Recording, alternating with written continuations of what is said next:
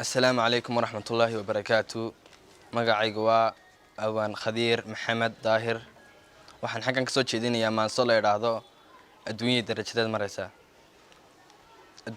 maansadan waxay ka waramaysaa adduunyada iyo sifaalaheeda iyo waxyaalo badan oo adduunyada ku saabsan. meerise kamida maansadan waa kuwan. adduunyadan dadweynaha daa'im baana keenay oo dafirmayna taase suldaankii nabi aadan sahlan ku sugnaa sibiqdii lagu seejiyay. adduunyadan kaliya hadba galinka noqotay marba gees u socotay adduunyadan galoolkii gareeska marna mooday dadkuna macaana nin garasho dheer loo garowso inay tan gabaabsitay geerin ogsanba baaguisa ka qaata.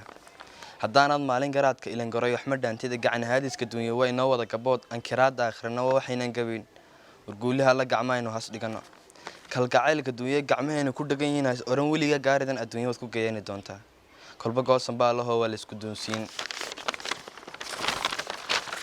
guutaba gacanta qabana oo guusheedii waran gacan haadiska yaarmada gacmaheedu qabana adduunyadan gobaadiyay inantii gudoonay dadku wada jeclaayaan sasaluuga waayaha sina ogma beedhaano ku sii wada tiraahdaan war alimaha ilaahay waa alxamdulillah arinkana noqdo ayeena eega arligan aynu joogno aafaada dhacayo gabal baa u duman inaan garowsa duuye war gacanta ala laga suga gurmada gudcarka iyo cadceed waa laba gabal oo kala duwan gaambiska cadaanad war waxaan guul soo wadine wadada goonkan ku nool la garanba maysaan geeyaan aydan lahayn bad u gurxamaysaan.